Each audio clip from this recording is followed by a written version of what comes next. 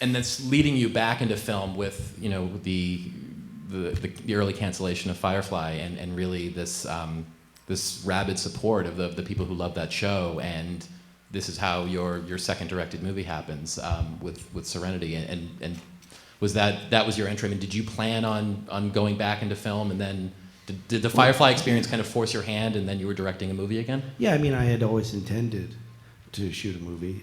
You know, that was sort of the end game. It's not, you know, there is no end game now. I wanted to sort of do everything, and which means that I will never be great at anything, but I'll have lots of fun. But then be terrified a lot, which is, I think, very healthy.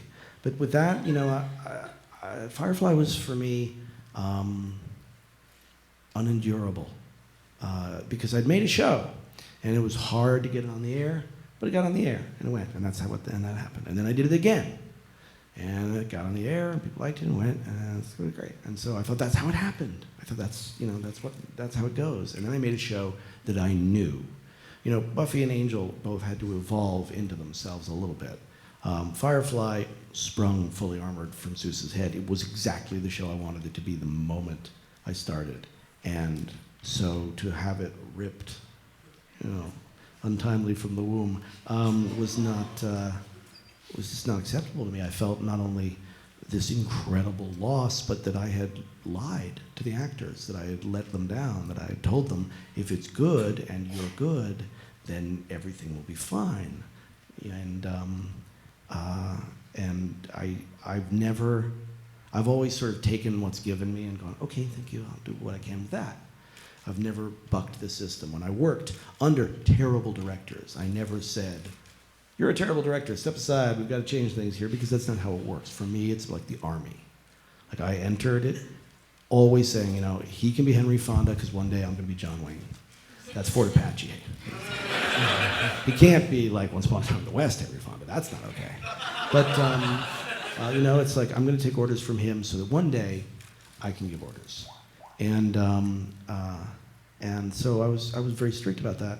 But with Firefly, I snapped. I was like, this doesn't go away. And I got all my people together and was like, I cannot sleep, I cannot live until we find another venue for this. And I was a little more fierce than I usually am. Luckily, Mary Parent at Universal is just like, yeah, I'll do that.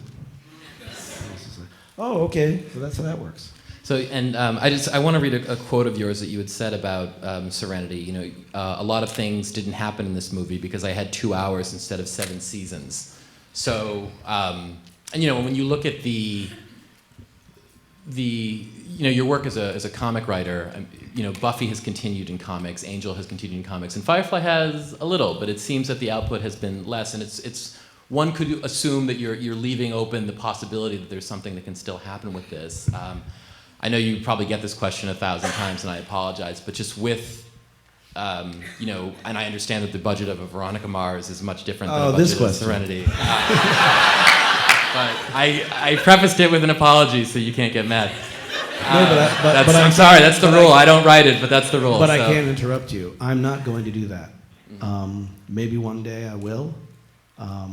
Maybe one day a studio will actually want me to. Maybe one day we'll all get together and want to kickstart something. But right now, everybody is, I'm happy to say, working very hard in very good jobs. And, you know, there's a real fear of, you know, the monkey's paw, where you bring it back to life and it isn't the same. I mean, even if it's great and it isn't the same.